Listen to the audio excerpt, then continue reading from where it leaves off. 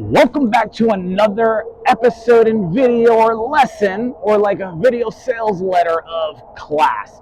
Or should I say, finding freedom, because, well, there are two that are intermingled. So let's get into it, shall we? So when it comes to life and everything, right? You have to understand that the truth is said in jest, and what is a jester but a comedian? And if a comedian was able to say something that was truthful but make it funny, would you laugh?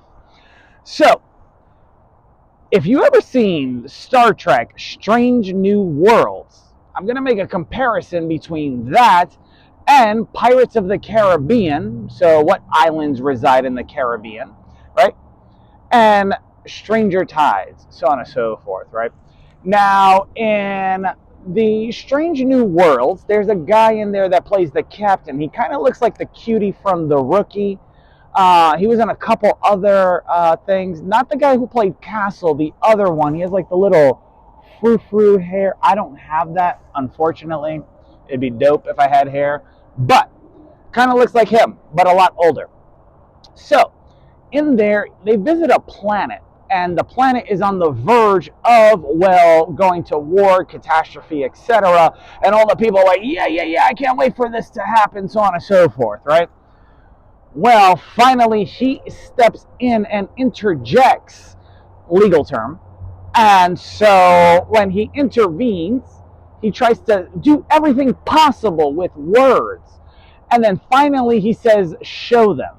And what he meant by that was to show them the spaceship that was up in the sky that they resided on. And if you are a fan of Star Trek, then, well, whether it's real or not, right? If something like that were to occur, what would your reaction be? Would it be like the people in the TV show? Or would it be like people now, where they say they don't care, right? And so he was trying to warn them because of the fact that it happened on their planet, right? So that's why they had the Galactic Federation, Enterprise, and all these other things. So when they saw the ship in the sky and they saw what else is possible, because the individual kind of resembled or looked like themselves, they started to come to terms, and he had to actually go meet with their leader. I.e., if you live in the United States, it would be like the president and Congress. If it was like UK, it would be Parliament. But then again, what was all this about? Power, money, greed, etc., technology, yada yada. Now, why would I mention Pirates of the Caribbean, Stranger Tides? Well, if you remember, Penelope Cruz, right? Not Penelope, my sister's dog or my best friend's daughter, not Peanut, but Penelope Cruz was the daughter of one of the other pirates that were very bad, looking for the Fountain of Youth, etc. And because Jack Sparrow knew certain things, he decided to save Penelope Cruz's character, right? And said, hey, you should be grateful or thankful. He went like this with his eyes. He goes, your father just saved you, etc. You'd have to watch the movie again in order to understand the small, minute details, but it's all in the details, as you know. And so with that, she was able to be healed, and the father that played her father figure, etc., that utilized her to get to the cup of youth, the chalice, whatever the case may be, I can't think of it off the top of my head right now, was able to, well, reap what he sowed, and the daughter stayed alive thanks to Captain Jack Sparrow, right? Now, what's weird is that in both scenarios, a captain of a ship went to help people. They didn't want to hear it. Other people wanted things to happen. He knew better. And at the end, he had to make a judgment call, meaning expose psychology, exposure therapy, which I know a lot of people want to see, as DARPA or any scientific project that exists around the world, because, well, we're living in the past in comparison to China, since the year normally dictates when you received independence. So if you were to ask a person from over there what year it was, it would probably be in the future in comparison to wherever we reside or you see me in, right? Which I think is the United States. So Why do I say this? Well, because there's a lot of people testing and seeing and trying to figure out certain things. And I remember I found this bracelet, by the way, on the ground. This one right here. See how it has like 3 little markers on each side? And I also have another one that has my name on it, given to me by my mother.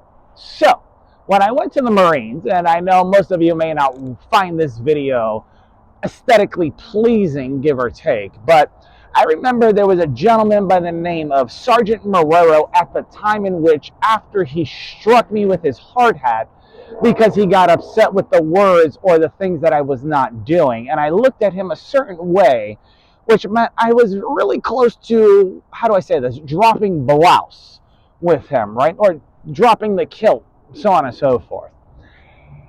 And so after I didn't do anything and, responded and did whatever he wanted me to, do after he hit me with his hard hat, thankfully I was wearing one. I remember after time passed, he picked up and we had another staff sergeant come on. His name was Staff Sergeant Trejo. And, Marrero with an M, so on and so forth. It kind of sounds like Guerrero, but it's not. Was bragging and everything, flexing his black belt, so on and so forth, with his tab and everything. And they kept going on and on and on. And then another person stepped up and kept going on and on and on. It was a lot bigger and stronger, so on and so forth. And then the staff sergeant showed up, walked through the door, and then peeked over the shoulder of each person, shook his head like this, smiled, moved his blouse out of the way, and he had a 3 red tab black belt. Now, I don't know if you understand what that means, but if you study martial arts, jiu-jitsu, or whatever, the tabs normally mean something. And nobody understood what I was laughing about until they turned around and they saw that he had a 3 tab black belt. They quickly corrected their communication patterns, their speech, and everything else because of the requirements in order to obtain such a thing. Now, I did not show you my bracelet for that fact. What I wanted to do was to get you in the right mindset, similar to the way you would prompt AI in order to help you solve problems, or a large language model in order to help you solve problems. See, people don't understand vocabulary, and if you listen to 50 Cent, he says, I need your anger or negativity to feed me, so on and so forth. If that was possible and they could feed off of people's emotions, well, wouldn't people get other people upset to feed and drain them like an energy vampire or whatever the case may be? And then, of course, who would continue to push the envelope? And what is a red envelope good for, or used and utilized for during special holidays or seasons? So, I want you to think about this, because obviously you can see the reflections in my glasses. And if I open and, take them off, you can see me squint. And I know it might be difficult. Some might zoom in to see if my eyes change or something weird might happen. But that might be a digital effect or some type of context, right? Or context, if you ask Marty from some digital marketing company. However, I'll get into that in another video, because you've heard me mention his name before. Last name Wells, like Fargo. They wore the funny hats in that movie. But remember this. The captain in Star Trek, had to come down and talk them and stop them from doing something dumb and stupid because of the catastrophe that could happen.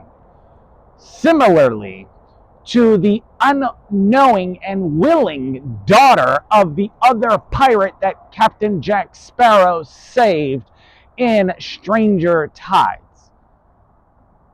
Similarly to shadow hunters with Chase and his, found out later, sister or mortal instruments, Clary, because Valentine was looking for the fountain of youth, or the chalice that Jesus utilized, right? And there's always the movie The Librarians, right?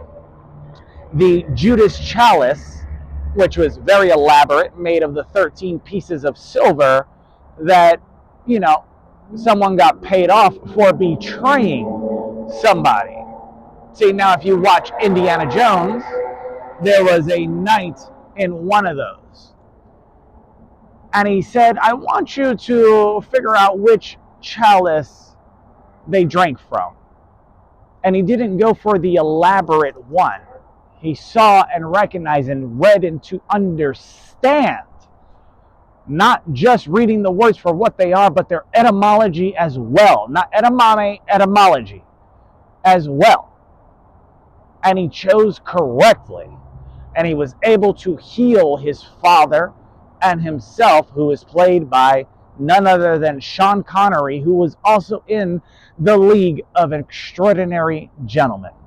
So, I hope you guys picked up on what I was laying down here and the, ebonics that I was using.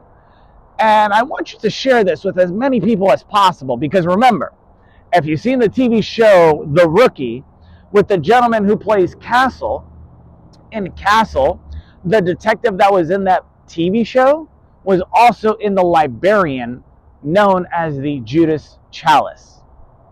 Think about that. Talk to you later. Peace.